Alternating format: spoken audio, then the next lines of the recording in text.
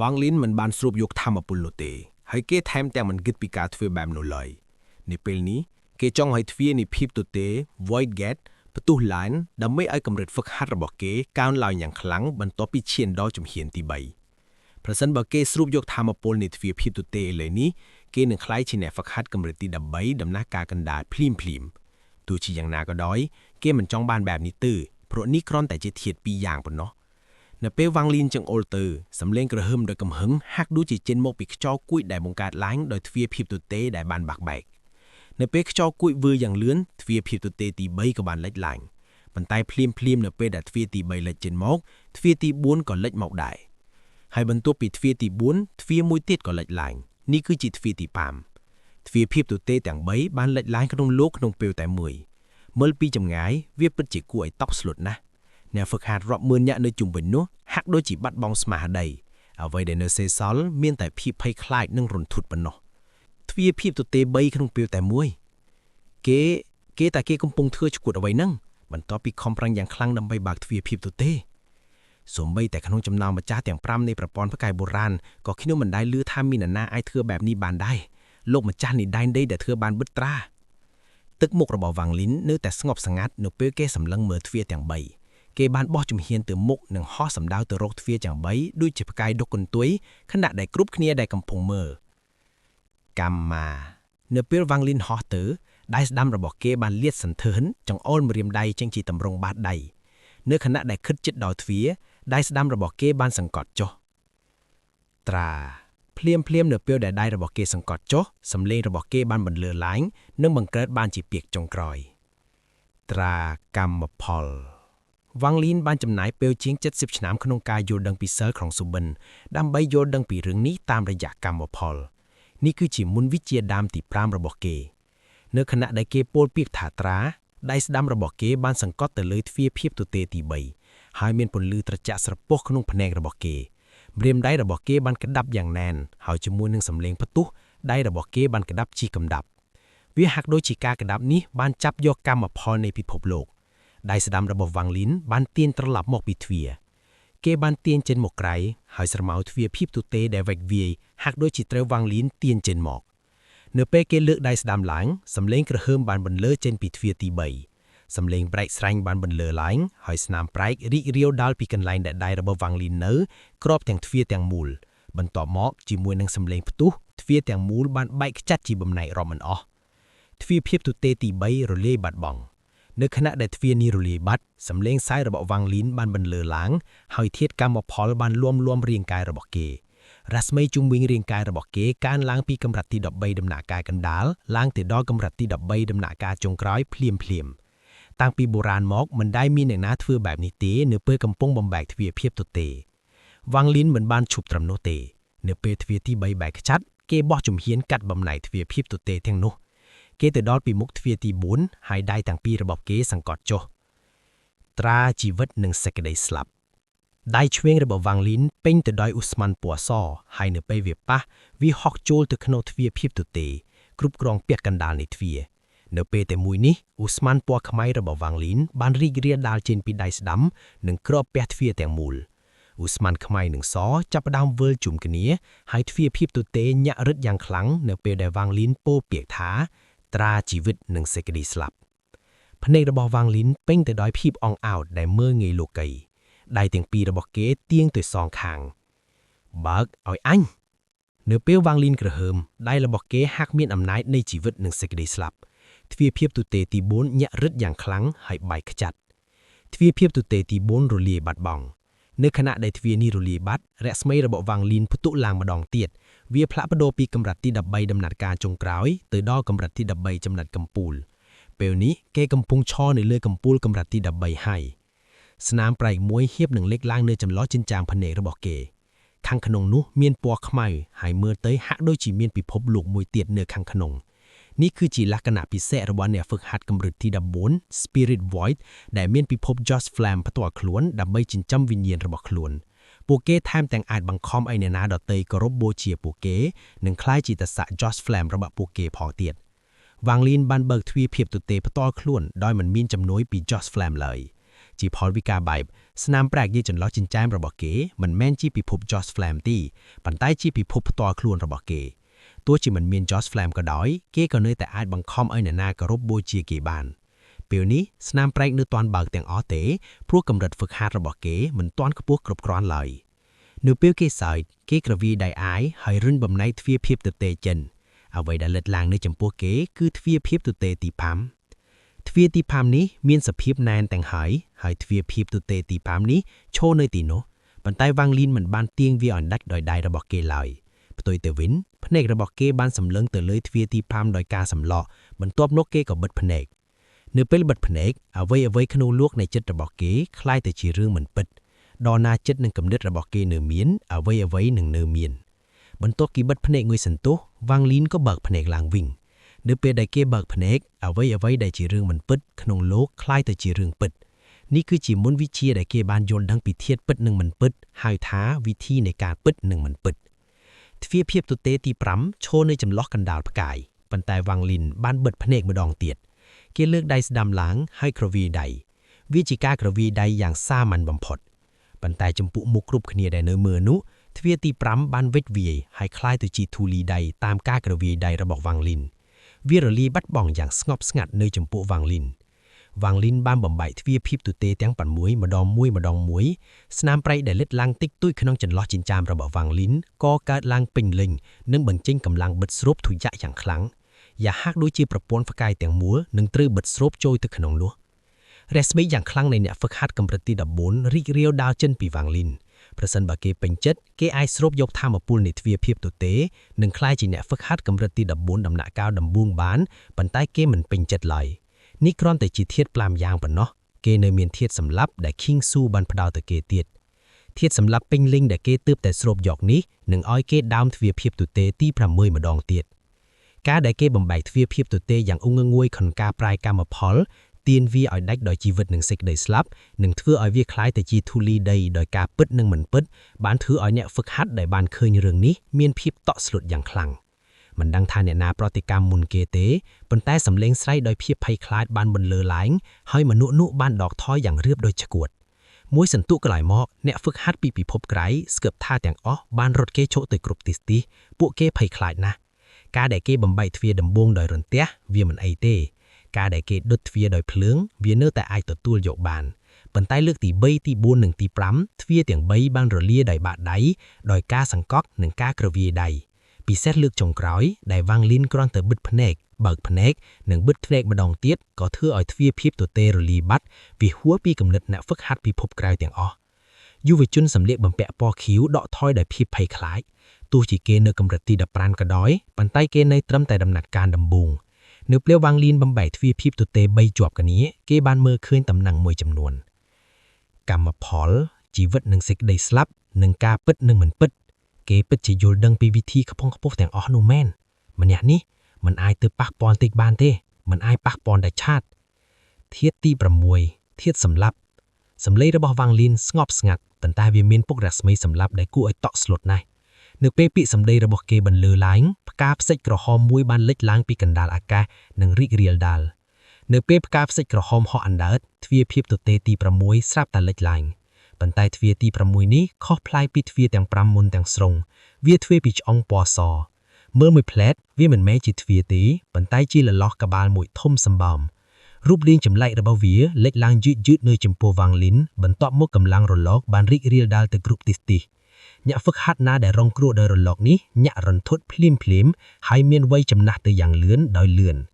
มนุษย์เจ็ดมือเมือนแน่เหมือนตัวเจงสำเร็จไสผองก็บานสลับโดยพีบจ่าจราโดยรล็อกนี้บรรทบมุกก็คล้ายแต่จืดทูลีได้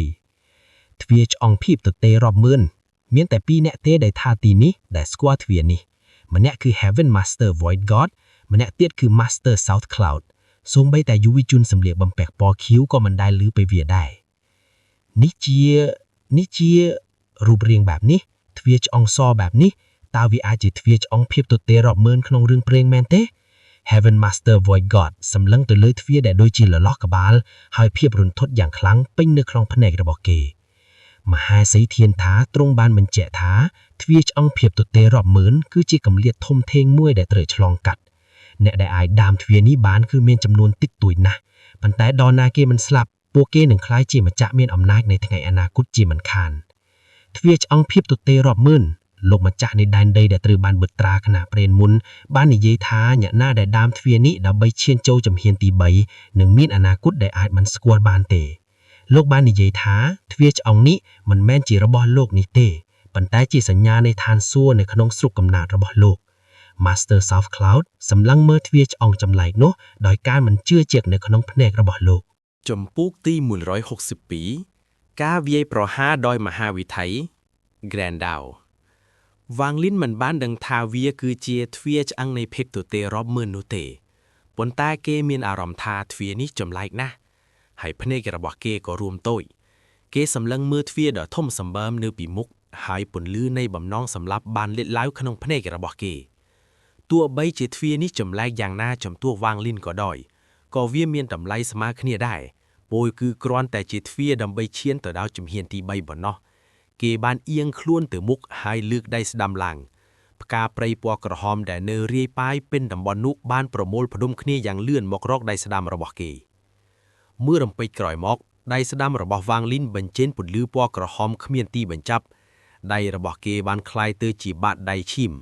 ពន្លឺពណ៌ក្រហមដ៏ជីងចាញ់បានបញ្ចេញនៅបំណងសម្លាប់ដ៏ត្រជាក់ស្រពុះពាសពេញតំបន់នោះអ្នកហ្វឹកហាត់នៅជុំវិញសុទ្ធតែតក់ស្លុបនឹងរះស្មីនេះហើយពួកគេមិនហ៊ានសូម្បីតែរត់គេចខ្លួនធាតសម្លាប់វាងលីនរអ៊ឺតិចតិចខណៈដែលគេហោះសម្ដីទៅរកទ្វារឆ្អឹងត្រឹមមួយប៉ព្រិចម៉ែកវាងលីនបានទៅដល់គៀកហើយដៃស្ដាំរបស់គេបានវាយសង្កត់ទៅលើទ្វារសំឡេងផ្ទក់ដូចរន្ទះបានបន្លឺឡើងជាបន្តបន្ទាប់ទ្វារឆ្អឹងនៃភីបទទេរាប់ម៉ឺនពិតជាមិនធម្មតាមែន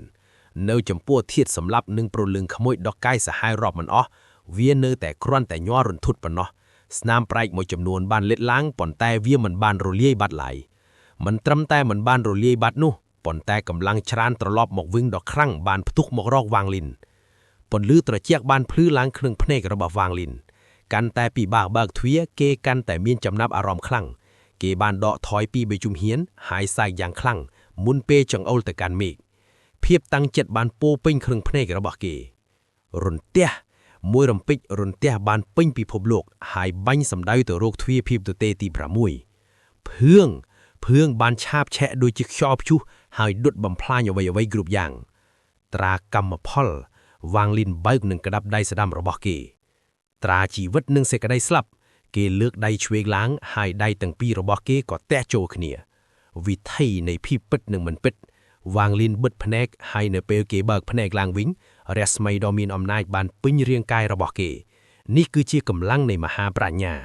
រស្មីនេះបានរួមចម្ពោះគ្នាជាមួយនឹងរស្មីកម្រិតទី14ដំណាក់កាលដើមរបស់គេហើយគេក៏បានបោះជំហានទៅមុខដៃស្ដាំរបស់គេក្តាប់ជាកណ្ដាប់ប្រប់ហើយគេដាវទៅលើទ្វារភាពទទេនោះធាតទាំង6បើកទ្វារភាពទទេឲ្យអញវាងលីនក្រហើមឡើងខណៈដែលគេហោះចូលគៀកទ្វារភាពទទេដូចជាកាមេរ៉ាស្មីពន្លឺហើយដៃស្ដាំរបស់គេបានប៉ះទៅលើទ្វារឆ្អឹងនៃភាពទទេរាប់ម៉ឺនជាមួយនឹងសម្លេងផ្ទុះយ៉ាងខ្លាំងមួយសម្លេងផ្ទុះដូចរន្ទះបានបន្លឺឡើងពាក់ពេញហុងផ្តាបទ្វារឆ្អឹងដ៏ធំសម្បើមនោះញ័ររន្ធត់ស្នាមប្រែកមួយចំនួនបានរាយដាវយ៉ាងលឿនត្រឹមមួយប៉ព្រិចម៉ែកវាក៏រលាយបាត់បង់នេះគឺទ្វារទី6គេបានបំបីទ្វារភាពទទេចំនួន6ច្រកក្តីលែងមានកម្លាំងណាមួយអាចជប់ទល់វាងលីនបានពីការឈានទៅដល់ជំហានទី3ហើយនៅខណៈដែលទ្វារនោះរលាយបាត់ខ្យល់ខូចដ៏ធំអនេកបានលេចឡើងថាមពលនៃទ្វារភាពទទេដ៏ធំដោយមហាសមុទ្របានហុកជួយទៅក្នុងរាងកាយរបស់វាងលីនក្រមថាមពលពីទ្វារភាពទទេនេះសម្លេងផ្ទុះចេញពីរាងកាយរបស់គេធាតុទាំង6ក្នុងរាងកាយបានរួមចម្បួលគ្នាយ៉ាងលឿន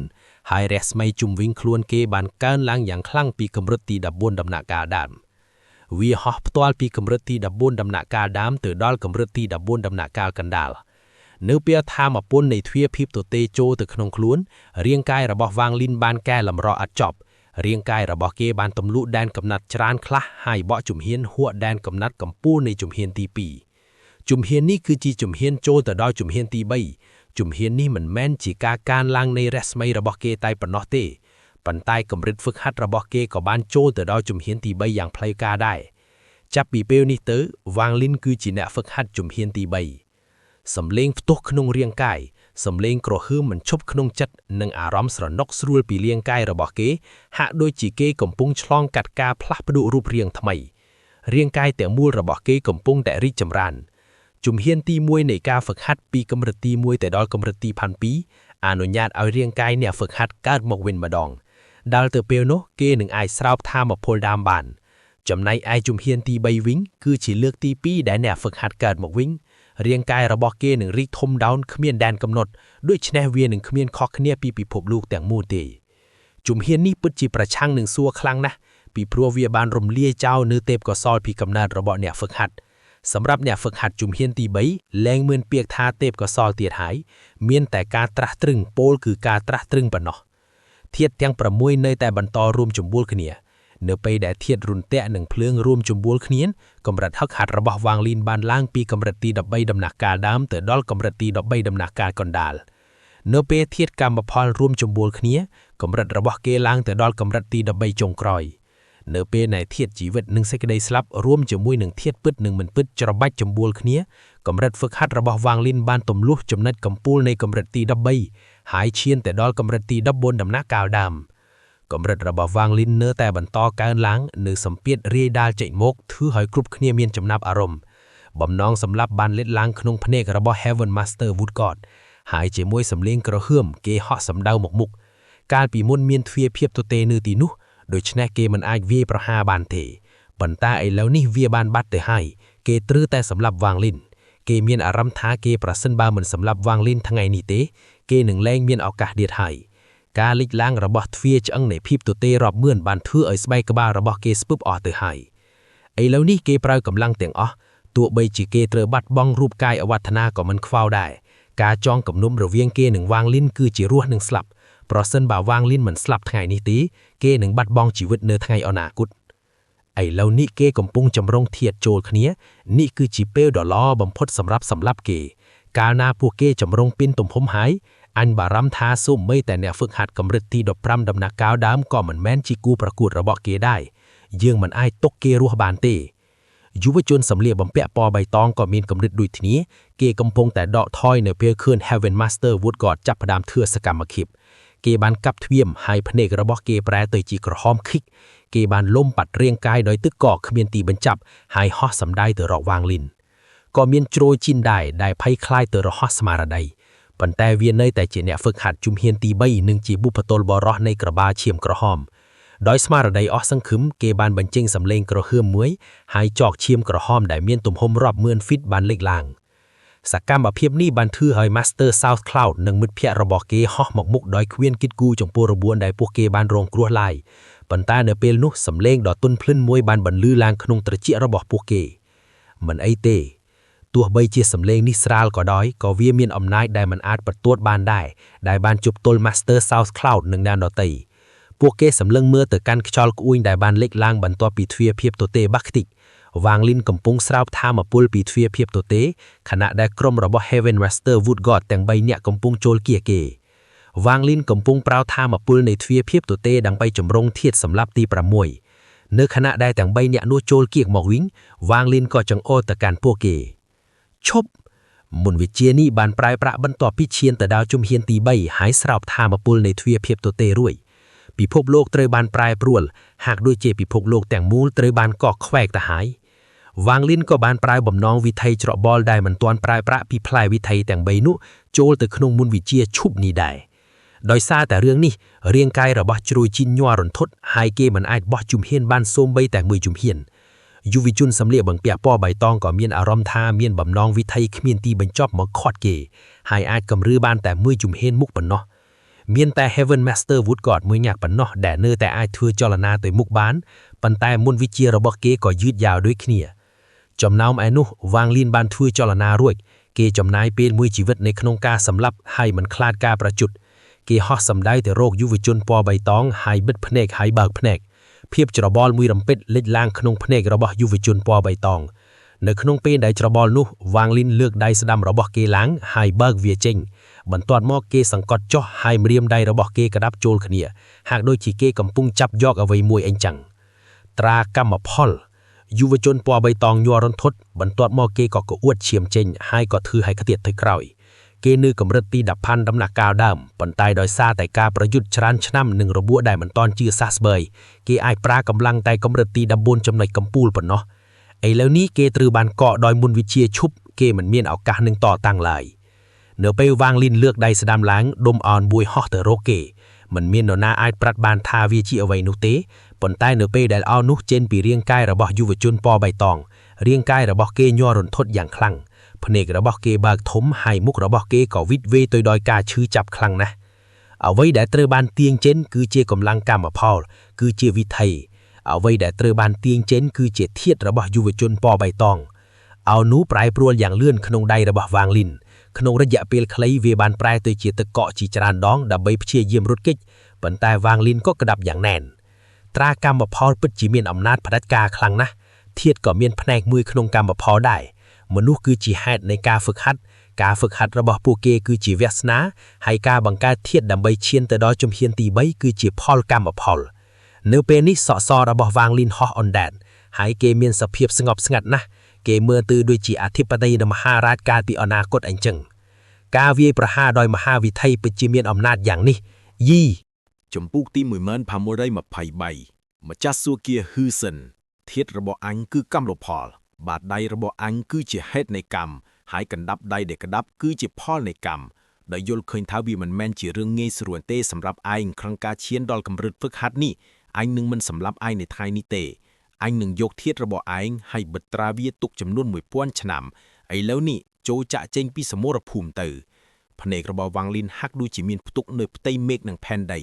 រស្មីដ៏មានអំណាចបានផ្ទុះចេញពីរាងកាយរបស់គេហើយសង្កត់ទៅលើភ្នែករបស់យុវជនសម្លៀកបំពាក់ពណ៌បៃតង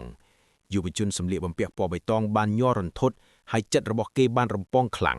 គេបានក្អោតឈាមចេញមុខម្ដងទៀតនៅពេលវ៉ាងលីនក្រវាយដៃអាវគេត្រូវបានបង្ខំឲ្យដកថយទៅក្រោយជាង10000 ហ្វីតភ្នែករបស់គេស្រអប់នឹងពោពេញទៅដោយភាពភ័យខ្លាចជាខ្លាំង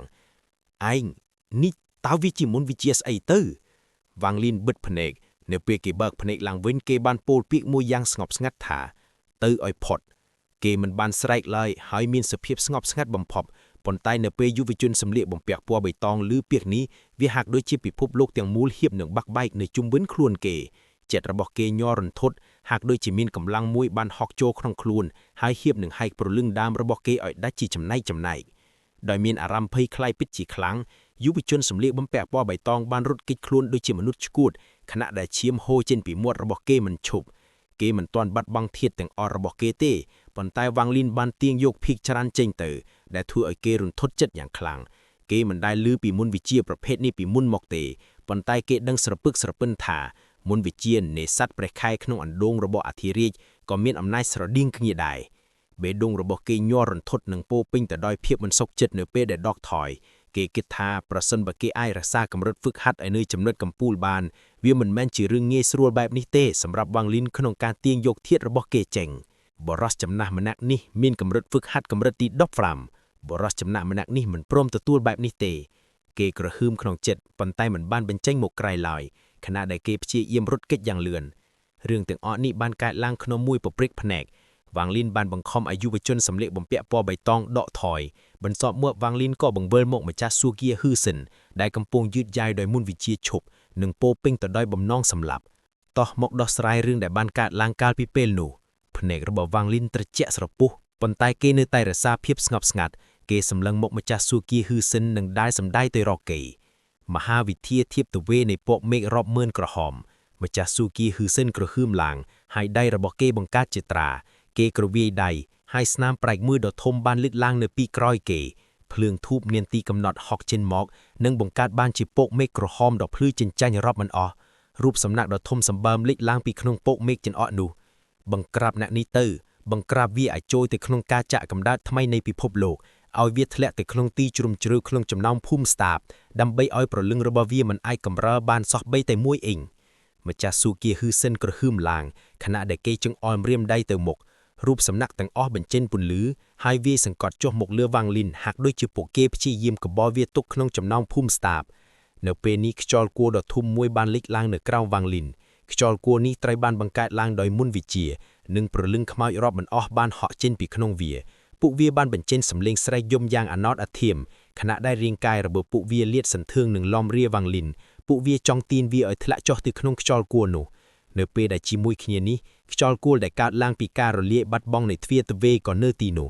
មើលពីចម្ងាយវាជាទិដ្ឋភាពដ៏គួរឲ្យតក់ធ្លុតណាស់ពីព្រោះវ៉ាងលីនមានខ្យល់គោលទាំងនៅលើនិងនៅក្រៅពីខ្យល់គោលទាំងពីររូបសំណាកដកមាលខ្នង10000ក៏កំពុងវាសង្កត់មកលើវ៉ាងលីនដែរមើលទៅហាក់ដូចជាវ៉ាងលីនត្រូវបានចាប់ឃាំងទាំងស្រុងក្នុងមុនវិជារបស់ម្ចាស់ស៊ូគៀហ៊ឹងសិនស្លាប់ទៅម្ចាស់ស៊ូគៀហ៊ឹងសិនបញ្ចេញទុកមុខសាហាវគ្រុលគ្រឺហើយលើកដៃស្ដាំឡើងអហ្វមេឃពណ៌ស្វាយប្រមូលផ្ដុំគ្នាបង្កើតជាលំពាំងមួយនៅក្នុងដៃរបស់គេបានចាប់លំពាំងនោះហើយគប់សម្ដីទៅរកវ៉ាងលីនខណៈដែលសំឡេងក្រហឺមដោយរន្ទះបានបន្លឺឡើងលំពាំងនោះក៏នាំមកនៅអហ្វមេឃមានទីកំណត់នឹងហក់ទៅរកវ៉ាងលីនដែលកំពុងចាប់ឃាំងនៅចម្ងាយឆ្ងាយយុវជនសម្លៀកបំពាក់ពណ៌បៃតងបានឈប់មួយសន្ទុះហើយព្យាយាមបាយក្បាលទៅមើលវ៉ាងលីនគេបានបញ្ចេញសំឡេងក្រហឺមបោះបង់ការរត់គេចហើយបោះជំហានសម្ដៅទៅរកវ៉ាងលីនវិញវ៉ាងលីននៅតែរក្សាភាពស្ងប់ស្ងាត់នៅពេលរូបសំណាករាប់ម៉ឺនវាយសង្កត់មកលើគេបិទភ្នែកហើយបោះជំហានទៅមុខគេមិនដែលលឿនឡើយប៉ុន្តែរូបសំណាករាប់រយបានចូលកកៀកទៅហើយតែនៅពេលដែលពួកគេចូលមកដល់ពួកគេទម្លុះកាត់រាងកាយគេមិនដឹងថាវ៉ាងលីនคล้ายទៅជាការបំផ្លាញភ្នែករបស់គេឬក៏រូបសំណាកទាំងនោះសិងផ្ទាល់ដែលជាការបំផ្លាញភ្នែកទេសំឡេងក្រហឺមដោយរន្ទះបានបន្លឺឡើងខណៈដែលរូបសំណាករាប់មិនអស់ធ្លាក់ចុះមកប៉ុន្តែនៅពេលដែលពួកគេចូលមកគៀកវ៉ាងលីនពួកគេហាក់ដូចជាប្រែទៅជាថ្លាឆ្វេងនិងឆ្លងកាត់រាងកាយគេទៅបន្ទាប់មកសំឡេងផ្ទុះក៏បន្តនៅពីក្រោយវ៉ាងលីនរឿងនេះបានធ្វើឲ្យប្រស័យភ្នែករបស់ម្ចាស់ស៊ូគៀហ៊ឺសិនរួមតូចជំហានរបស់វ៉ាងលីនមើលទៅមិនលឿនឡើយប៉ុន្តែគេបានទៅដល់ពីមុខម្ចាស់ស៊ូគៀហ៊ឺសិនមួយរំពេកគេលើកដៃស្ដាំឡើងហើយមិនខ្វល់ថាម្ចាស់ស៊ូគៀហ៊ឺសិនកំពុងប្រើមុនវិជាអ្វីគេក៏សង្កត់ដៃស្ដាំចុះត្រាជីវិតនិងសេចក្តីស្លាប់ដៃឆ្វេងរបស់គេគឺជីវិតហើយដៃស្ដាំរបស់គេគឺជាសេចក្តីស្លាប់ដៃស្ដាំរបស់វ៉ាងលីនសង្កត់ចុះអ៊ូស្មានពណ៌ខ្មៅឡំរាបាតដីរបស់គេថ្វីត្បិតបាតដីរបស់គេសង្កត់ទៅលើធៀបទវេស្អាតជ្រាបប៉ុន្តែវាធ្លុះឲ្យទុកមុខរបស់ម្ចាស់ស៊ូគៀហ៊ឺសិនផ្លាស់ប្ដូរភ្លាមគេមានអារម្មណ៍យ៉ាងច្បាស់ថាបាតដីរបស់វ៉ាងលីនមានផ្ទុកនូវរស្មីនៃសេចក្តីស្លាប់នៅពេលបាតដីសង្កត់ចុះហាក់ដូចជាបាត់បង់នូវជីវិតទាំងអស់ក្នុងដែនដីភូមិស្តាបជុំវិញហាក់ដូចជាដែនដីនេះคล้ายទៅជាដែនដីមរណៈនៅខណៈដែលវាคล้ายទៅជាដែនដីមរណៈស្នាមប្រៃលាប់មិនអស់លេចឡើងនៅក្នុងលំហជុំវិញខ្លួនគេហើយបាក់បាយទាំងអស់រស្មីនៃសេចក្តីស្លាប់មានទីកំណត់ហក់សម្ដៅទៅរកគេរាងកាយរបស់ម្ចាស់ស៊ូគៀហ៊ឺសិនត្រូវបានខ្ទាតទៅក្រោយរាប់រយហ្វីតនឹងសម្លេងផ្ទុះមួយបន្ទាប់មកគេក៏ងើបឡើងប៉ុន្តែនៅពេលដែលគេងើបឡើងវ៉ាងលីនក៏ចង្អុលទៅរកគេឈប់រាងកាយរបស់ម្ចាស់ស៊ូគៀហ៊ឺសិនបានយឺតយ៉ាវគេបានបញ្ចេញសម្លេងក្រហឺមហើយហៀបនឹងបំបែកមុនវិជីឈប់នៅជុំវិញខ្លួនដើម្បីចេញពីស្ថានភាពដូចជាជាប់ក្នុងផ្ទប់នេះប៉ុន្តែវ៉ាងលីនមិនអាចផ្ដល់ឱកាសឲ្យគេបានចូលគៀកនៅមួយរំពេកហើយទៅដល់ពីមុខម្ចាស់ស៊ូគៀហ៊ឺសិនគេលើកម្រាមដៃឡើងហើយចង្អុលទៅចន្លោះជើងអឹងរបស់ម្ចាស់ស៊ូគៀហ៊ឺសិនរន្ទះខណៈដែលម្រាមដៃចង្អុលខាងស្ដាំរបស់វ៉ាងលីនហាក់ដូចជាប្រែទៅជាផ្លៃរន្ទះអមាត់រន្ទះដ៏បំផ្លាញផ្លុកនេះមានផ្ទុកនៅអំណាចរន្ទះចង្អុលពីដែនដីខាងក្នុងនិងខាងក្រៅការចង្អុលមួយម្រាមនេះមានអំណាចគ្រប់គ្រាន់សម្រាប់សម្លាប់អ្នកហ្វឹកហាត់ជំហានទី3បានទោះជាម្ចាស់ស៊ូគៀហ៊ឺសិនជាម្ចាស់មួយក្នុងចំណោមម្ចាស់ទាំង5ក៏ដោយប៉ុន្តែនេះក៏ជារូបកាយអវតារមួយរបស់គេដែរវាស្ថិតនៅត្រឹមតែកម្រិតទី15ដំណាក់កាលដើមប៉ុណ្ណោះនៅត្រង់ចំណិតនេះហើយអំណាចរន្ទះនេះក៏នៅតែអាចធ្វើឲ្យគេរងរបួសបានដែរដោយការចង្អុលមួយម្រាមដៃរាងកាយរបស់ម្ចាស់ស៊ូគៀហ៊ឺសិនបានញ័ររន្ធត់ពន្លឺស្វាយលេចឡើងនៅចន្លោះចង្អឹងរបស់គេហើយពន្លឺស្វាយរាប់មិនអស់ក៏រាលដាលភ្លុចេញមកនៅពេលមួយរំពេកវារាលដាលពាក់រាងកាយរបស់គេសំឡេងក្រហឺមដោយរន្ទះបានបន្លឺឡើងឈាមហូរចេញពីច្រោះមាត់របស់ម្ចាស់ស៊ូគៀហ៊ឺសិនហើយគេត្រូវបានរុញទៅក្រោយនៅពេលដែលគេកំពុងដកថយវ៉ាងលីនក៏បោះជំហានទៅមុខម្ដងទៀតម្រាមមេដៃស្ដាំរបស់វ៉ាងលីនបានលាតសន្ធឿងហើយសង្កត់ទៅលើចន្លោះចង្អឹងរបស់ម្ចាស់ស៊ូគៀហ៊ឺសិនម្ដងទៀតភ្លើងខណៈដែលសំឡេងក្រហឺមដោយរន្ទះបានបន្លឺឡើងភ្លើងដ៏បំផ្លាញផ្លុកបានរាលដាលចេញពីចន្លោះចង្អឹងរបស់គេដូចជាពណ៌ស្វាយនៃរន្ទះអញ្ចឹងភ្លើងរាលដាលពាក់រាងកាយហក់ចូលក្នុងចិត្តរបស់គេនិងដុតបំផ្លាញព្រលឹងរបស់គេការឈឺចាប់ដែលបណ្ដាលមកពីការដុតរោនទាំងក្នុងនិងក្រៅរាងកាយរបស់ម្ចាស់ស៊ូគៀហ៊ឺសិនបានធ្វើឲ្យទុកមុខរបស់គេវិកវាយខ្លាំងណាស់គេបានក្អោតឈាមចេញមកមួយមាត់ធំដែនដីប៉ុន្តែវាមិនទាន់ចប់នៅឡើយទេពន្លឺនៃបំណងសម្លាប់របស់វ៉ាងលីនបានលេចឡើងក្នុងភ្នែករបស់គេលើកដៃស្ដាំឡើងជាទម្រង់បាតដៃបន្ទាប់មកគេក៏សង្កត់ទៅលើធ្ងើរបស់ម្ចាស់ស៊ូគៀហ៊ឺសិនហើយម្រាមដៃរបស់គេក្តាប់អញ្ចិតជាកណ្ដាប់ដៃកម្មផលធាតុមួយត្រូវបានទាញយកចេញដោយវ៉ាងលីន ការវាយប្រហារជាបន្តបន្ទាប់មិនបានផ្ដល់ឱកាសឲ្យម្ចាស់ស៊ូគៀហ៊ឺសិនតតាំងបានឡើយដោយមុនវិជាឈប់វ៉ាងលីនគឺប្រៀបដូចជាឋានសួគ៌ផ្ទាល់តែម្ដងជីវិតនិងសេចក្តីស្លាប់វ៉ាងលីនលាកដៃទាំងពីរឡើងដៃឆ្វេងរបស់គេគឺជីវិតហើយវាសង្កត់ទៅលើទ្រូងរបស់ម្ចាស់ស៊ូគៀហ៊ឺសិនរាងកាយដ៏ចំណាស់របស់ម្ចាស់ស៊ូគៀហ៊ឺសិនស្រាប់តែបញ្ចេញនូវភាពយុវវ័យចាប់ផ្ដើមប្រែទៅជាក្មេងចាស់ប៉ុន្តែនៅពេលដែលដៃស្ដាំរបស់វ៉ាងលីនធ្លាក់ចុះភាពយុវវ័យនោះក៏រលាយបាត់ជីវិតនិងសេចក្តីស្លាប់បានផ្ទុះចេញពីក្នុងរាងកាយរបស់ម្ចាស់ស៊ូគៀហ៊ឺសិនហាក់ដូចជាពួកគេព្យាយាមហែករាងកាយរបស់គេឲ្យដាច់ជាចំណែកម្ចាស់ស៊ូគៀហ៊ឺសិនមានឈាមហូរចេញពីទ្វារទាំង9និងទុកមុខរបស់គេកាន់តែសាហាវគ្រូក្រៅទៅរៀមខ្លាំងឡើងគេជាម្ចាស់មួយក្នុងចំណោមម្ចាស់ទាំង5នៃប្រព័ន្ធស្តារបុរាណកិត្តិយសរបស់គេមិនអនុញ្ញាតឲ្យគេចោះចាញ់ឡើយដោយសារកម្លាំងរបស់គេរាងកាយរបស់គេញ័ររន្ធត់ហើយគេបានរើមរមើចេញពីមុនវិជាឈប់នៅខណៈដែលមុនវិជាឈប់បានបំបែកកម្លាំងហ្វឹកហាត់ពេញលេញរបស់គេបានផ្ទុះឡើងប៉ុន្តែវ៉ាងលីនក៏នៅតែរក្សាភាពស្ងប់ស្ងាត់នៅពេលដែលម្ចាស់ស៊ូគៀហ៊ឺសិនបំបែកមុនវិជាឈប់បានវ៉ាងលីនក៏ចង្អុលម្រាមដៃស្ដាំម្ដងទៀតឈប់ធនីរាងកាយរបស់ម្ចាស់ស៊ូគៀហ៊ឺសិនបានញ័ររន្ធត់និងភាពអស់សង្ឃឹមលេចឡើងក្នុងភ្នែករបស់គេការពិតនិងការមិនពិតវ៉ាងលីនបិទភ្នែកហើយអ្វីៗទាំងអស់ក្នុងโลกនេះคล้ายទៅជារឿងមិនពិតបន្ទាប់មកភ្នែករបស់គេបើកឡើងដូច្នេះអ្វីៗទាំងអស់ក៏ប្រែទៅជាការពិតវិញប៉ុន្តែនៅពេលដែលគេបិទភ្នែកម្ដងទៀតដៃស្ដាំរបស់គេក៏កាប់ដូនចុះសម្លាប់បាតដៃរបស់វ៉ាងលីនគូប្រៀបដូចជាដាយដែលបញ្ចេញពន្លឺក្រហមនៃបំណងសម្លាប់វាកាប់ចំក្បាលរបស់ម្ចាស់ស៊ូគៀហ៊ឺសិនកណ្ដាលនិងកាប់ទម្លុះយ៉ាងមិនមានមេត្តាសំឡេងផ្ទុះដ៏ខ្លាំងដែលធ្វើឲ្យមេឃរញ្ជួរបានបន្លឺឡើងបន្ទាប់មកជាសំឡេងស្រែកយ៉ាងអាណតអាធៀមរាងកាយរបស់ម្ចាស់ស៊ូគៀហ៊ឺសិនត្រូវបានពុះជាពីរចំណែករាងកាយទាំងពីរចំណែករបស់គេក៏ប្រែទៅជាអស់មេឃពណ៌ស្វាយហើយដកថយទៅខាងឆ្វេងនិងខាងស្ដាំថ្មីត្បិតយុវជនទាំងពីរបានគេចប៉ុន្តែគេនៅតែរក្សាភាពស្ងប់ស្ងាត់នៅពេលដែលអស់មេឃទាំងពីរនេះបំបែកចេញពីគ្នារូបកាយដើមរបស់ម្ចាស់ស៊ូគៀហ៊ឺសិនក៏បានបញ្ចេញមកវាគឺជាដុំថាមពលដ៏មើលមិនឃើញថាមពលដ៏មើលមិនឃើញនេះពិបាករកឃើញណាស់ហើយវ៉ាងលីនអាចរកឃើញវាបានតែដោយការប្រើប្រាស់ចំពោកទី1500ម៉ាគ្លីបូន3ចំហៀនដើម្បីទាញធ្នូ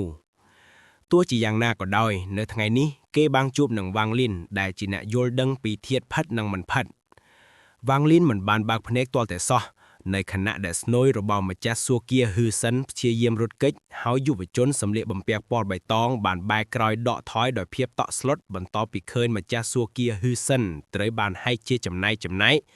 វ៉ាងលីនបានលើកដៃស្ដាំឡើងទៅកាន់ចន្លោះចិញ្ចើមរបស់គេជាមួយគ្នានោះពន្លឺពណ៌មាសគ្មានទីបញ្ចប់បានចាំងប្លែកហើយឈាមពណ៌មាសមួយដំណក់បានចេញពីចន្លោះចិញ្ចើមរបស់វ៉ាងលីនគេបានចាប់វាដោយដៃស្ដាំនៅខណៈដែលគេចាប់ដំណក់ឈាមនេះធ្នូមួយបានលេចចេញពីក្នុងខ្លួនរបស់វ៉ាងលីនភ្លាមនៅពេលដែលធ្នូលេចឡើងបំណងសម្លាប់បានគ្របដណ្ដប់ពេញហ្វូងផ្កាយវ៉ាងលីនបានតម្រង់ធ្នូទៅខាងមុខធ្នូលីកងមិនអាចប្រើប្រាស់បានឡើយលុះត្រាតែវ៉ាងលីនមានឈាមពណ៌មាសការពិតទៅកាលពីពេលដែលខ្សែឈាមស៊ូគៀរបស់គេត្រូវបានបង្ខំឲ្យចេញមកក្រៅធ្នូនេះបានរលាយបញ្ចូលគ្នាជាមួយនឹងដំណក់ឈាមនោះបាត់ទៅហើយព្រួយក៏ស្ថិតនៅខាងក្នុងដំណក់ឈាមនោះដែរទោះជាយ៉ាងណាក៏ដោយឈាមនេះនៅតែជារបស់វ៉ាងលីនដរាបណាគេមានឈាមនេះគេអាចហៅធ្នូលីកងនិងបាញ់ព្រួយដែលធ្វើឲ្យមេឃរុញជួយបានជាមួយនឹងធ្នូនេះនិងកម្រិតផឹកហាត់បច្ចុប្បន្នរបស់គេវ៉ាងលីនមិនញញើតនឹងពិភពលោកឬអ្នកផឹកហាត់ណាឡើយធ្នូនេះគឺជាការវាយប្រហារដ៏មានអំណាចបំផុតរបស់វ៉ាងលីនដែលទាំងកងតែបិទភ្នែកដៃឆ្វេងរបស់វ៉ាងលីនកាន់ដងធ្នូនិងដៃស្ដាំកាន់ខ្សែធ្នូគេតម្រង់តែរកម្ចាស់ស៊ូគៀហ៊ឺសិនដែលកំពុងរត់គេចហើយទាញខ្សែធ្នូសំឡេងញ័ររំពងបានបន្លឺឡើងហាក់ដូចជាលំហអាកាសហៀបនឹងបាក់បែកឬក៏កំពុងបាក់បែកទៅហើយលំហនៅជុំវិញវ៉ាងលីនចាប់ផ្ដើមបាក់ស្រុតចុះម្ដងមួយជាន់ដោយមានរូបគេជាមជ្ឈមណ្ឌលម្ចាស់ស៊ូគៀហ៊ឺសិនបញ្ចេញសំឡេងស្រែកយ៉ាងស្ងៀមស្ងាត់ហើយអារម្មណ៍នៃសេចក្តីស្លាប់ឡោមព័ទ្ធរូបគេរត់ដូចមនុស្សឆ្កួនហើយរលាយចូលទៅក្នុងពិភពលោកត្រឹមមួយប៉ព្រិចភ្នែកគេបានបាត់ខ្លួនពីក្បែរភ្លុបស៊ូចាគូក៏មានយុវជនសម្លៀកបំពាក់ពណ៌បៃតងដែរនៅពេលដែលគេរត់គេចដោយភាពតក់ស្លុតគេបានហែកលំហលេចជាស្នាមប្រេះហើយចូលទៅខាងក្នុងក៏មានអ្នកភឹកហាត់រាប់ម៉ឺនអ្នកទៀតដែលកំពុងរត់គេចខ្លួននៅជុំវិញភ្លុបស៊ូចាគូដែរពួកគេបានរត់គេចតាំងពីមុនហើយមិនបានឃើញអ្វីដែលបានកើតឡើងនៅជុំវិញភ្លុបស៊ូចាគូទេប៉ុន្តែនៅពេលនេះពួកគេមានអារម្មណ៍ពីការហែងនៃសេចក្តីស្លាប់ចេញពីក្នុងព្រលឹងរបស់ពួកគេអញនឹងយកភ្លុប Brilliant Void ត្រឡប់មកវិញដោយព្រួយមួយនេះ វ៉ាងលីនបិទភ្នែកសំលេងរបស់គេស្ងប់ណាស់គេទៀងខ្សែធ្នូថយក្រោយហើយព្រួយនិមិត្តដែលមានចុងមូលចាប់ផ្ដើមលេចរូបរាងឡើងមិនយូរប៉ុន្មានវាคล้ายទៅជាព្រួយដែលមានរូបរាងពិតប្រាកដមួយនៅខណៈដែលព្រួយលេចឡើងដៃស្ដាំរបស់វ៉ាងលីនលែងខ្សែធ្នូនៅពេលដែលគេលែងដៃសំលេងញ័ររំពងបានបន្លឺឡើងលំហអាកាសហាក់ញ័ររំធុតនិងបាក់ស្រុតនៅពេលដែលខ្សែធ្នូបោកទង្គិកនឹងព្រួយកម្លាំងទាំងអស់បានចេញទៅហើយព្រួយក៏បានបាញ់ចេញលំហអាកាសបាក់ស្រុតម្ដងទៀតនៅពេលដែលព្រួយហោះទៅបង្កើតជាខ្យល់គួយពណ៌ខ្មៅគ្មានទីបញ្ចប់ព្រួយនេះបានដាក់កម្លាំងថាមពលដែលមិនអាចស្មានត្រង់បានឡើយគ្មាននរណាអាចបញ្ឈប់ព្រួយនេះបានឡើយនៅពេលដែលព្រួយហោះទៅរលកថាតរាដាលចេញពីលំហអាកាសយុវជនសម្លៀកបំពាក់ពណ៌បៃតងត្រូវបានបង្ខំឲ្យចេញពីស្នាមប្រេះរបស់គេនៅពេលដែលគេងាកក្រោយមើលដោយភាពរន្ធត់មុខរបស់គេប្រែទៅជាស្លែកស្លាំងនិងភ្នែកពោពេញទៅដោយភាពអស់សង្ឃឹមមិនដូចលើកមុនដែលគេគ្រាន់តែជារូបភាពបញ្ចាំងទេលើកនេះគេមកជាមួយនឹងរាងកាយដើមរបស់គេផ្ទាល់តែម្ដងកាលណាគេស្លាប់គេនឹងស្លាប់ពិតប្រាកដមិនមានពេលវេលាគិតព្រួយនេះមកដល់គៀកមួយរំពេកយុវជនសម្លៀកបំពាក់ពណ៌បៃតងស្រែករកជំនួយដៃរបស់គេបង្កើតជាត្រាហើយគេក្អោកឈាមចេញមកជាច្រើនយកដោយមិនខិតខឹងអំពីស្ថានភាពរាងកាយគេប្រមូលរាល់ថាតុទាំងអស់ដែលគេអាចធ្វើបាននៅមុខទីបញ្ចប់នៃសេចក្តីស្លាប់របស់គេបានហែកបោពិភព Joss Flame របស់គេហើយយកប្រលឹង Joss Flame ទាំងអស់ចេញមកពួកវារលាយបញ្ចូលគ្នាជាមួយនឹងឈាមរបស់គេនិងបង្កើតជាស្ត្រប់ទឹកកករាប់លានជាន់ក្នុងមួយពព្រិចភ្នែកគេបានបង្កើតដុំទឹកកកដែលធំដូចជាភ្លុបមួយចំណាំនោះឯងព្រួនក៏មកដល់នៅពេលដែលព្រួនប៉ះទឹកកកនោះក៏បាក់ខ្ទេចខ្ទីភ្លាមនៅចំកណ្ដាលភ្នែករបស់យុវជនសម្លៀកបំពាក់ពណ៌បៃតងពោពេញទៅដោយភាពអស់សង្ឃឹមគេបានធ្វើឲ្យស្នាមសម្គាល់គល់ធំរបស់ខ្លួនឯងផ្ទុះបែកដើម្បីដូរយកកម្លាំងបន្ថែមដើម្បីទប់ទល់នឹងព្រួយទោះជាយ៉ាងណាក៏ដោយចុងក្រោយព្រួយបានចាក់ទម្លុះទឹកកកជាមួយនឹងសម្លេងផ្ទុះដែលរំពងពេញភ្លុបបរិលានវ៉យព្រួយបានហោះទម្លុះរាងកាយរបស់យុវជនសម្លៀកបំពាក់ពណ៌បៃតងរាងកាយរបស់គេញ័ររន្ធត់និងគេក្អោកឈាមចេញមកមួយមាត់មុននឹងផ្ទុះខ្ទេចខ្ទីព្រលឹងដើមរបស់គេចង់រត់គេចប៉ុន្តែចុងក្រោយវាក៏ញ័ររន្ធត់និងស្លាប់បាត់ទៅនេះគឺជាអ្នកផឹកហាត់កម្រិតទី15 Arcane Void ដំបូងគេដែលបានស្លាប់នៅក្នុងសង្គ្រាមនេះមានអ្នកផឹកហាត់ភ្លុបខាងក្រោយច្រើននៅក្នុងភ្លុប Brilliant Void ប៉ុន្តែពួកគេទាំងអស់មានអារម្មណ៍ពីគម្រាមកំហែងនៃសេចក្តីស្លាប់ព្រួយហោះជាបន្តត្រង់ប៉ុន្តែរលកថាតុដែលវាបញ្ចេញមកបានជះឥទ្ធិពលទៅលើភ្លុប Brilliant Void ទាំងមូលអ្នកផឹកហាត់ណាដែលត្រូវបានប៉ះដោយរលកថាតុនឹងផ្ទុះបែកស្លាប់ឃ្លាតឃ្លាននៅខាងកើតភ្លុប Brilliant Void អ្នកផឹកហាត់ភ្លុបខាងក្រៅរាប់រយនាក់កំពុងដេញតាមអ្នកផឹកហាត់ដែនខាងក្នុងប្រសិទ្ធិនាក់នៅពេលដែលពួកគេមានអារម្មណ៍បែបនេះអ្នកផឹកហាត់ដែនខាងក្នុងទាំងអស់សុទ្ធតែស្លែកស្លាំងនឹងមើលទៅដូចជាប្រទាបដែលអស់ប្រេងបាត់ហើយចូលប្រយ័ត្នប្រយែងជាមួយពួកវាឲ្យស្លាប់រៀងៗខ្លួនទៅទោះបីជាអញស្លាប់ក៏អញនឹងស្លាប់នៅក្នុងស្រុកកំណើតរបស់អញដែរបរមវ័យកំដៅដែលកំពុងរត់គេចបញ្ចេញស្នាមញញឹមអស់សង្ឃឹមគេស្រាប់តែងាកក្រោយហើយសម្រេចចិត្តបំផ្ទុះខ្លួនឯងប៉ុន្តែនៅពេលនោះឯងរលកថាតុមួយមកពីហ្វូងផ្កាយហើយបានឃ្លក់កាត់ពួកគេទាំង50ដងនាក់ប៉ុន្តែមិនបានធ្វើឲ្យពួកគេរងរបួសឡើយប៉ុន្តែពួកគេមានអារម្មណ៍ថាភ្ញាក់ផ្អើលយ៉ាងខ្លាំងនៅពេលដែលឃើញអ្នកផឹកហាត់ភ្លុបខាងក្រៅរាប់រយនាក់ដែលកំពុងដេញតាមពួកគេសុទ្ធតែបញ្ចេញសម្លេងស្រែកយ៉ាងអាណោតអាណែតហើយស្លាប់ដោយសាររលកថាតុនៅពីត្បូងភ្លុប Brilliant Void មានអ្នកផឹកហាត់ភ្លុបខាងក្រៅ2នាក់ដែលបានជៀនទៅដល់កម្រិត Heaven's Blight របបមួយនៅក្នុងជំហានទី3ពួកគេកំពុងទប់ស្កាត់អារម្មណ៍មិនអស់ចិត្តហើយកំពុងដេញតាមយុវជនម្នាក់នៅខាងមុខយុវជនម្នាក់នោះជោកជាំទៅដោយឈាមឆាក់ប៉ុន្តែនៅពេលនោះឯងរលកថាតុមួយបានបន្លឺឡើងអ្នកផឹកហាត់ភ្លុបខាងក្រៅទាំងពីរដែលកំពុងញញឹមដើកបានញ័ររន្ធត់និងបាក់ស្រុតស្លាប់ទៅចោលយុវជនម្នាក់នោះឲ្យនៅឈរធ្លឺនៅពីលេខភ្លុប Brilliant Void មានភ្លុបផឹកហាត់មួយនិកាយភាគច្រើនបានកែបំផ្លាញហើយឥឡូវត្រូវបានកាន់កាប់ដោយអ្នកផឹកហាត់ភ្លុបខាងក្រៅពួកគេខ្លះបានឈ្គួននឹងការសម្លាប់ហើយថែមទាំងទៅសម្លាប់មនុស្សធម្មតាទៀតផងសម្លេងស្រែកយំបានបន្លឺតែពេញទីក្រុងផឹកហាត់នោះអ្នកផឹកហាត់ភ្លុបខាងក្រៅខ្លះបានចាប់ខ្លួនអ្នកផឹកហាត់នារីដែលស្អកស្រាតនៃនិកាយផ្សេងពួកគេបំរុងធ្វើនាងឲ្យคล้ายទៅជាចង្រើនផឹកហាត់ហើយយកទៅលក់នៅភ្លុបខាងក្រៅវិញប៉ុន្តែនៅពេលនោះឯងរលកថាតុមួយបានបកកាត់ភ្លុបផឹកហាត់នោះបន្ទាប់ពីរលកថាតុឆ្លងកាត់អ្នកផឹកហាត់ភ្លុបខាងក្រៅទាំងអស់នៅលើភ្លុបនោះញ័ររន្ធត់និងបាក់ស្រុតคล้ายទៅជាគំនុំសាច់និងឈាម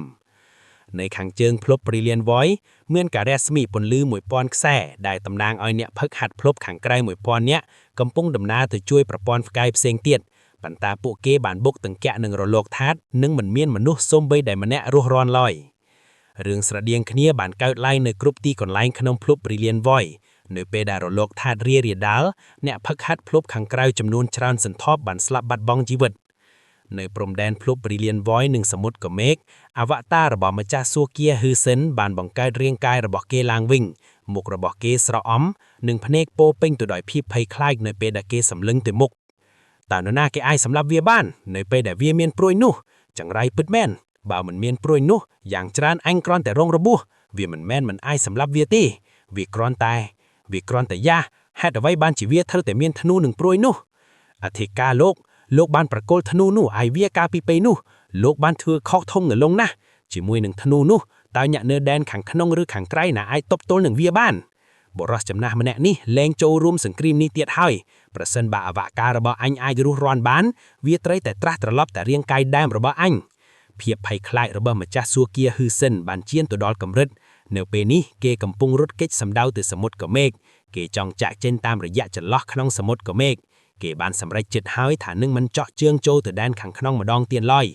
ប៉ុន្តែនៅពេលនេះឯងមុខរបស់គេប្រែប្រួនយ៉ាងខ្លាំងហើយគេងាកក្រោយលំហខាងក្រោយរបស់គេបានបាក់ធ្លាយហើយព្រួញបានបាញ់ចេញមកវាធ្វើចលនានៅលឿបឿនដែលមិនអាចស្មានត្រង់បានដែលមិនអាចគេចផុតឡើយខណៈវាហក់ទម្លក់រាងកាយរបស់គេរាងកាយរបស់ម្ចាស់សួគ៌ហ៊ឺសិនបាក់ស្រុតហើយរស្មីរបស់គេបាត់ត្រានទៅមិនសល់តែតិចតួចក៏ដោយในขณะដែលអវតាររបស់គេស្លាប់សំឡេងស្រែកយ៉ាងអាណោតអាណែតបានបន្លឺចេញពីដែនផ្កាយមួយដែលគ្របដណ្ដប់ដោយអាមេឃមានទីបញ្ចប់នៅក្នុងប្រព័ន្ធផ្កាយបុរាណអាមេឃមួយក្នុងដែននោះរួមតូចឡើងយ៉ាងរុំរឿនរហូតបង្កើតជារាងកាយមួយនេះគឺជាកាយដើមរបស់ម្ចាស់សួគ៌ហ៊ឺសិនគេក៏អោកឈាមចិនមួយមាត់ហើយដើរត្រេត្រោតែថយផាំ6ជំហានគេសម្លឹងតែដែនខាងក្នុងដោយភាពរន្ធត់នៅក្នុងភ្នែកในដែន Brilliant Voice ខាងក្រៅភ្លុបស៊ូចាគូវ៉ាងលីនបានបើកភ្នែកឡើងធ្នុំនៅក្នុងដៃរបស់គេបាត់ទៅនិងព្រួញបានត្រាស់ត្រឡប់មកវិញពីភាពទទេវាត្រឡប់ចូលទៅក្នុងដំណក់ឈាមពណ៌មាសនៅក្នុងដៃស្ដាំរបស់គេសង្កត់ដំណក់ឈាមនោះចូលទៅក្នុងថ្ងារបស់គេវិញហើយហោះឡើងទៅកាន់ខ្យល់គួយដែលកើតឡើងពីការរលាយបាត់បង់នៃទ្វារភាពទទេទី6គេនៅត្រូវការពេលវេលាមួយទៀតដើម្បីធ្វើឲ្យកម្រិតផឹកហាត់ចំហ៊ានទី3របស់គេរឹងមាំในចម្ងាយមិនឆ្ងាយโจจินគឺជាអ្នកផឹកហាត់ភ្លុបខាងក្រៅតែម្នាក់ដែលមិនបានស្លាប់ដោយសាររលកថាតុរាងកាយរបស់គេកំពុងញ័រទៅត្រនិងគេមិនហ៊ានសូម្បីតែធ្វើចលនាគេមើលវ៉ាងលីនបោះចំហ៊ានចូលទៅក្នុងខ្យល់គួយនិងស្រូបយកថាមពលនៃទ្វារភាពទទេយ៉ាងខ្លាំងណាស់គេបានคล้ายទៅជាខ្លាំងមែនទែនខួរក្បាលរបស់โจจินនៅទេទៅស្អាតហើយមុខរបស់គេស្លែកស្លាងដោយខ្មោចមិនត្រឹមតែគេទេអ្នកផឹកហាត់ដែនខាងក្នុងរាប់ម៉ឺននាក់ក៏មានភាពភ្ញាក់ផ្អើលដែរអ្វីដែលពួកគេទើបតែបានឃើញគឺជារឿងដែលមិនអាចជឿបានទៅសោះលោកម្ចាស់ឋានជាប់ឃ្លាំងនេះចំពោះទី162ការស្រោចស្រង់រតនភណ្ឌពីអតីតកាលវ៉ាងលីនបានស្រូបយកធម្មពលនៃទ្វារភាពទទេនៅខាងក្នុងចខូចនៅពេលគេធ្វើបែបនេះធាតុសម្លាប់របស់គេបានរលាយចូលទៅក្នុងរាងកាយរបស់គេយ៉ាងពេញលេញในขณะដែលការរួមគ្នាបានបញ្ចប់កម្រិតហ្វឹកហាត់របស់វ៉ាងលីនបានកើនឡើងពីកម្រិតទី14ដំណាក់កាលដំបូងទៅដល់កម្រិតទី14ដំណាក់កាលកណ្ដាលនៅពេលគេឈានដល់ដំណាក់កាលកណ្ដាលនៃកម្រិតទី14វ៉ាងលីនបានចង្អុលទៅកាន់ខ្យល់គួតធម្មពលនៃទ្វារភាពទទេបានហក់សម្ដែងមករកដៃរបស់គេរន្ទះបានក្រហឹមហើយផ្លែកបន្ទោបានមកពីគ្រប់ទិសទីរួចដាវរន្ទះមួយបានលេចឡើងនៅក្នុងដៃរបស់គេដាវនេះមានប្រវែងត្រឹមតែ7អ៊ីងប៉ុណ្ណោះប៉ុន្តែវាគឺជារតនភណ្ឌធាតុ Eisen Tracer ដែលគេបានចម្រាញ់ដោយប្រើធម្មពលពីទ្វារភាពទទេដែលបានបាក់បែកនេះគឺប្រៀបដូចជាដាវសម្លាប់ដែលខ្ជីងស៊ុយបានបង្កើតអញ្ចឹង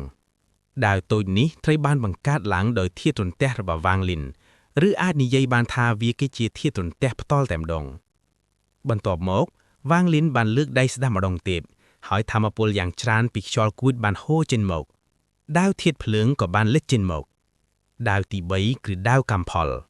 ដាវនេះមានផ្ទុកនូវការត្រាស់ដឹងពីកម្មផលរបស់វ៉ាងលីន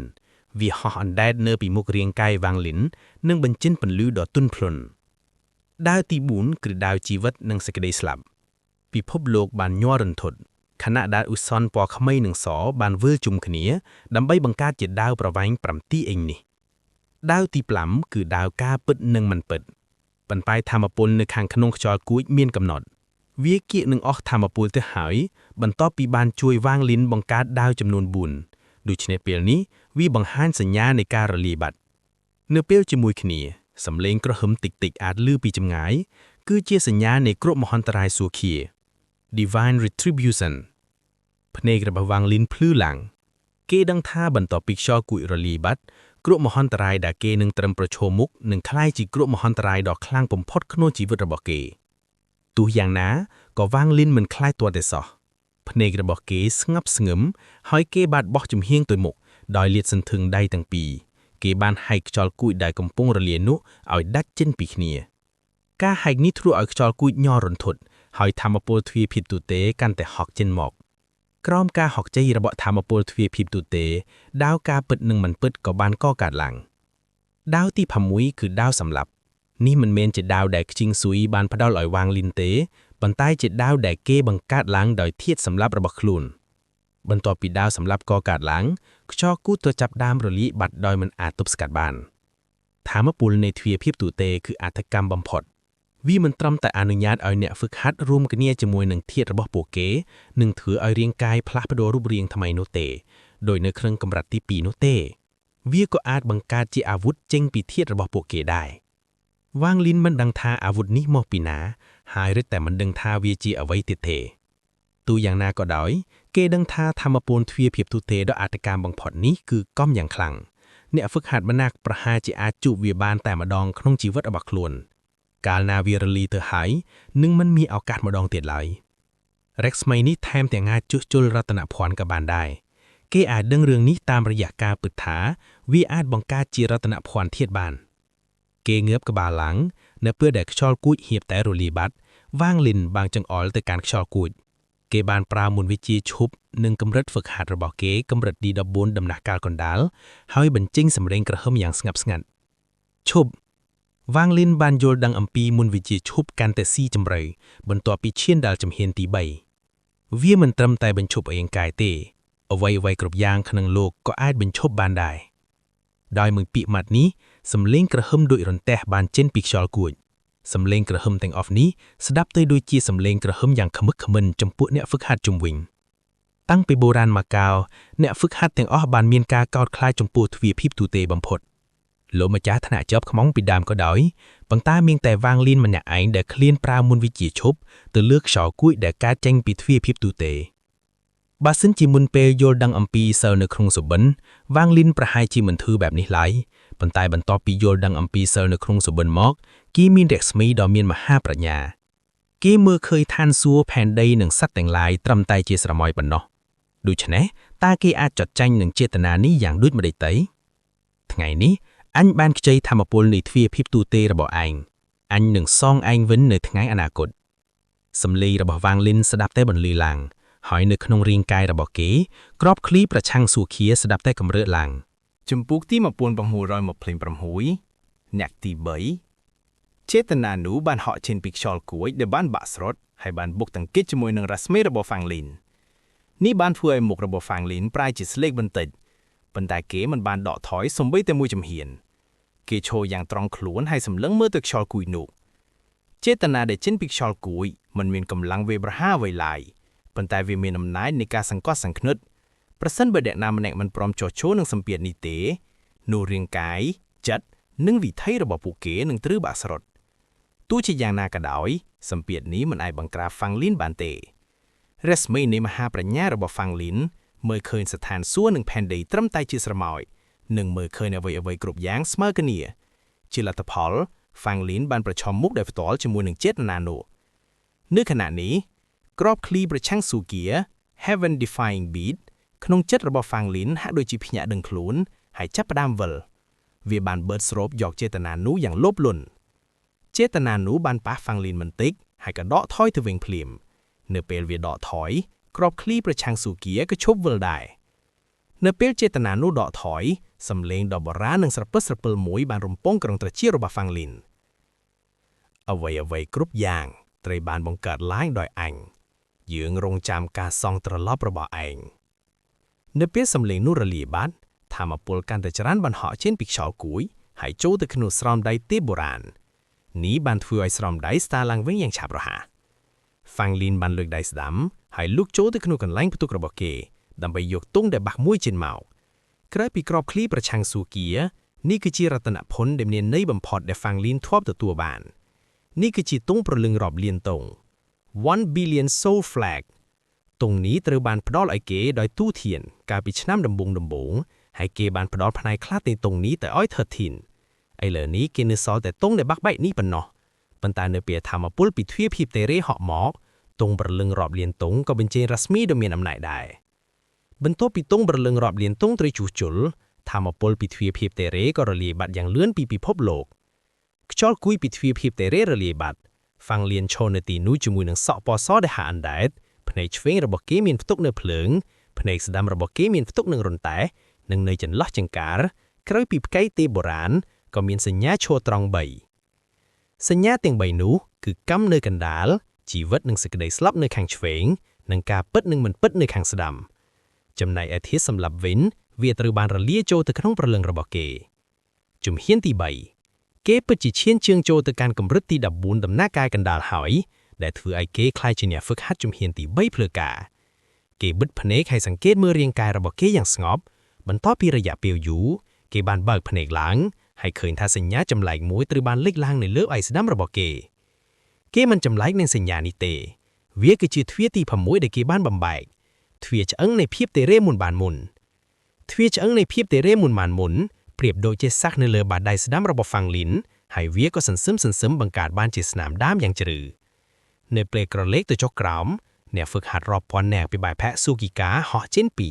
យឺតគ្រូមហាវិទ្យាណានយួនស៊ីទូណាននិងអ្នកផ្សេងទៀតហោះមកខាងមុខដើម្បីស្វាគមន៍ហ្វាំងលីនមានតែគ្រូមហាវិទ្យាណានយួនប៉ុណ្ណោះដែលមើលទៅហាក់ដូចជាមានការបារម្ភបន្តិចលោកសម្លឹងមើលទៅចម្ងាយដែលមានសម្លេងក្រហើមមួយហើយកង់សង្ស័យមួយក៏កាត់ឡើងក្នុងចិត្តរបស់លោកនៅខណៈនោះឯងសម្លេងក្រហើមតិចពីចម្ងាយកាន់តែមានភាពប្រញាប់ប្រញាល់និងសាហាវខ្លាំងឡើង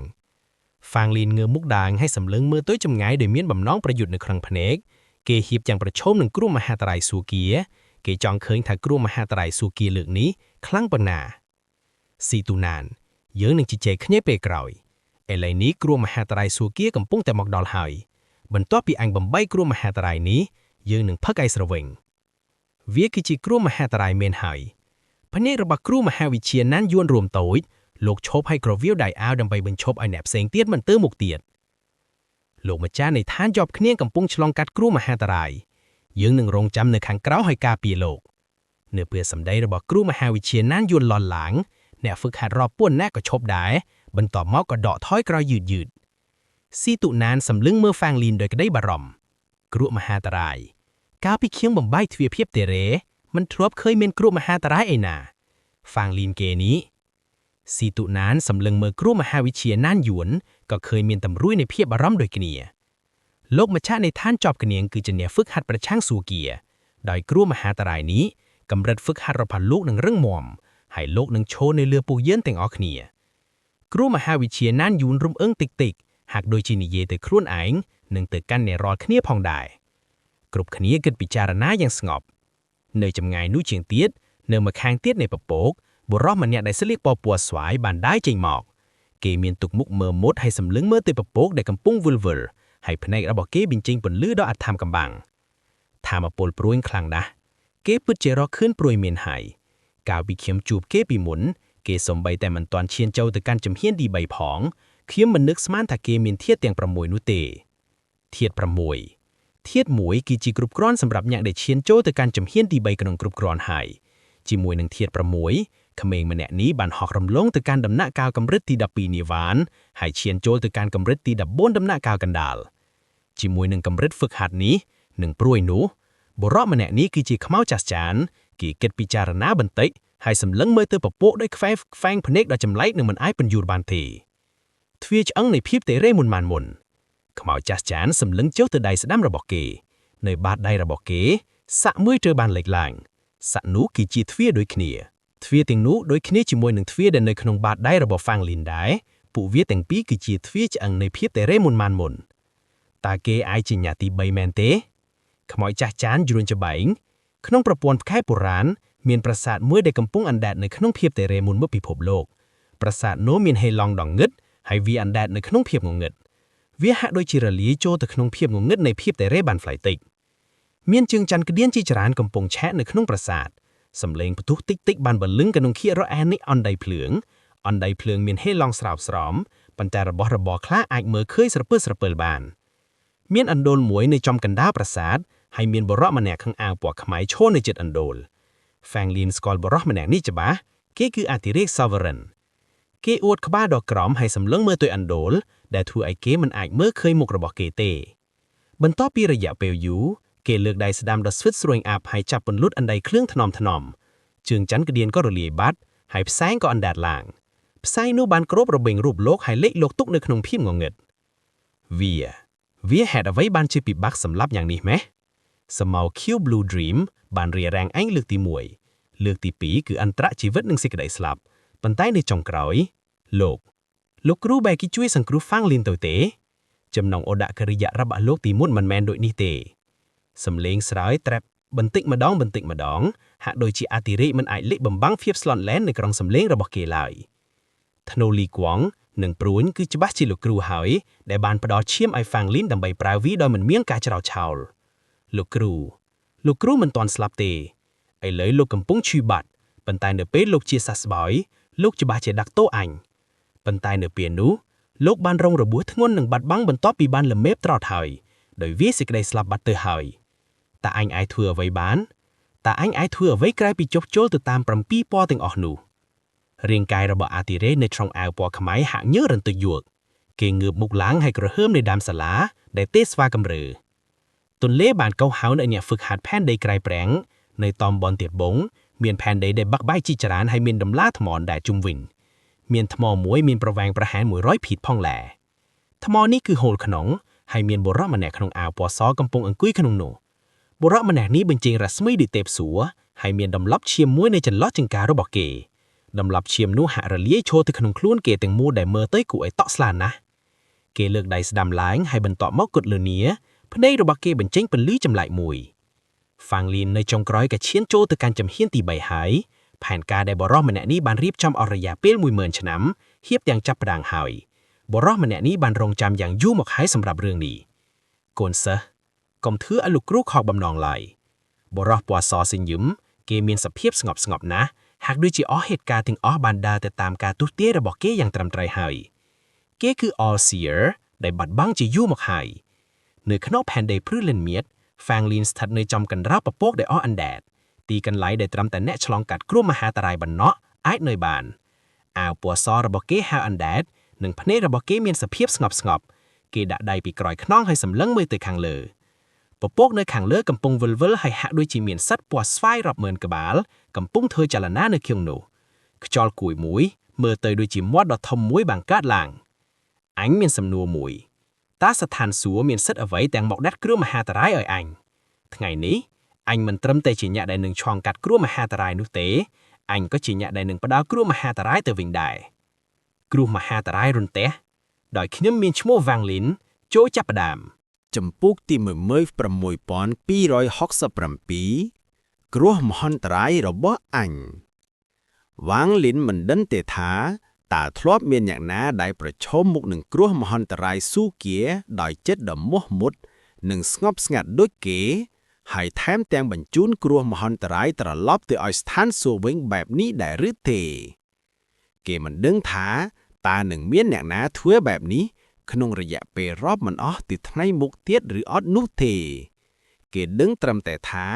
គេត្រូវតែបញ្ចេញអស់ពីសមត្ថភាពដើម្បីបង្ក្រាបគ្រោះមហន្តរាយស៊ូគានេះគេនឹងប្រែក្លាយខ្លួនឯងទៅជាវិថីស៊ូគា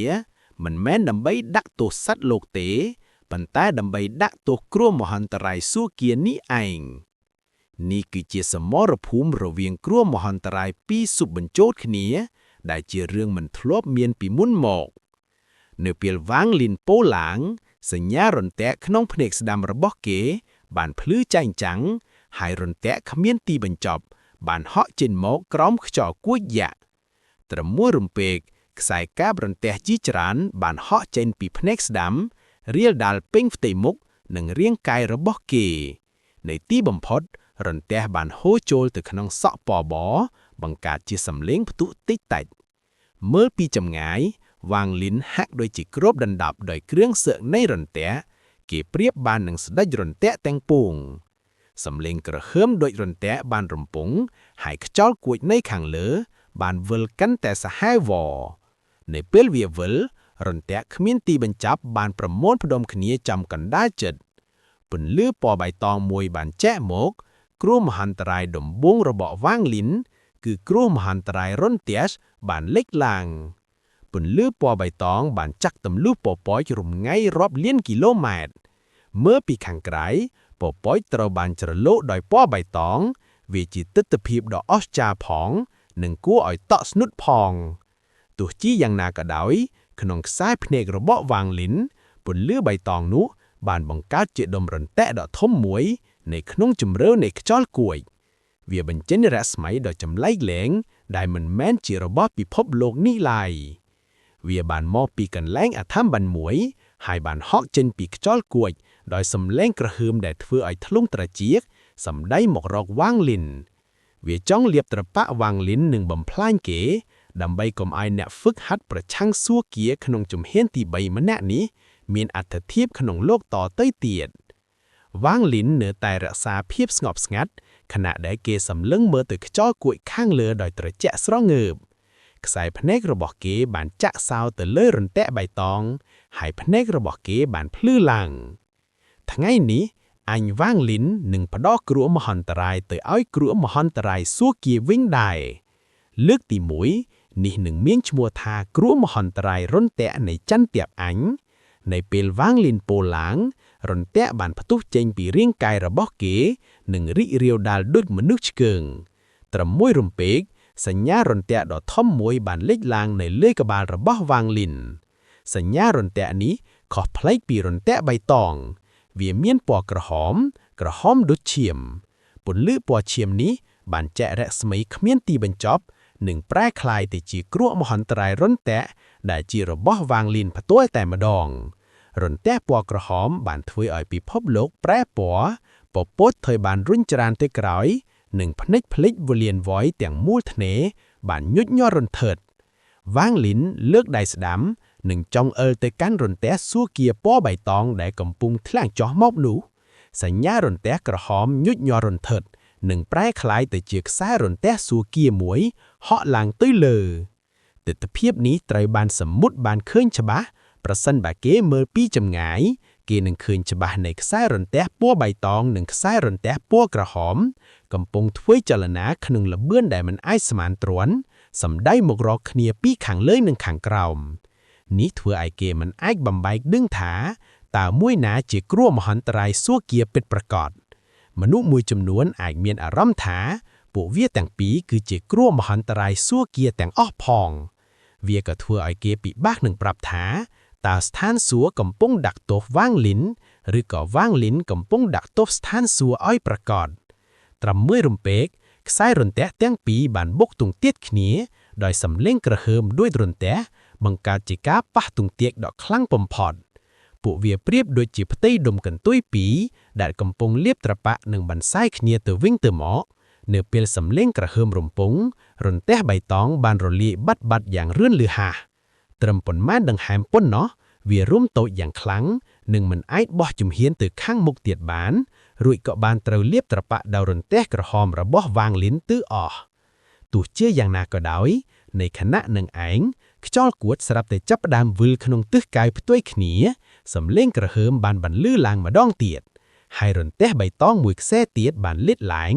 វារលាយបញ្ចូលគ្នានឹងរន្ទះទី1និងសង្កត់ចុះមកលើរន្ទះក្រហមរបស់វ៉ាងលីន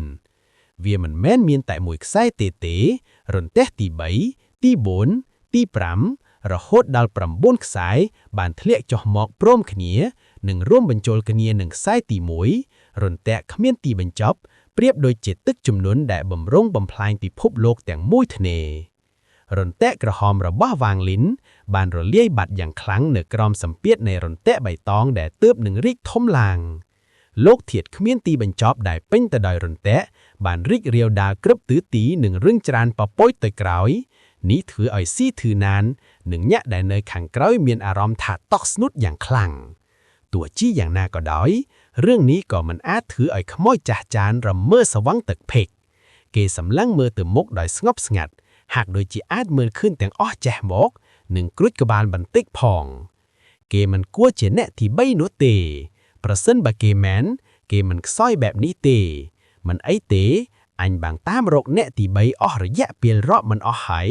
ตาเวียงงี้โรคแต่แบบนี้มาดองเตขโมยจ่าจานดอกดังเฮิมทมเตียงตุกมุกอ้อสังคมเกฮักโดยจีบัดบองจำนับอารมณ์เตียงอ้อจะหายหนึ่งบำรงจ่าเจนตุยวิ่งพลีมปันใต้เนเปียเกเฮียบจ่าเจ๋งเกสรับแต่อุเตียนหลางหนึ่งใบกรอยวิ่งเพลียมพเนกดอกอ้อสังคมระเบ้าเก๋บานพลื้อแจงจังจำเรือในอ้อมุกสอกปอบอระเบ้าวางลิ้นบานรนย่อขาเคยดอยขมิ้นขจองรนแต้กระหอมบานบัดบ้องให้รนแต้ใบตองดอกทมโฮเมียได้ปิ้งแต่ดอยข้ามมาปุลบ่มพลางพลางบานจอกหมกดอลวางลิ้นบ่จุมเฮียนมวยหนึ่งบัดขลวนเนื้อเปี้ยเกลิกมุกหมกวิงเกในจอมปีกรอมรนแต้ใบตองนู้แต่มาดอง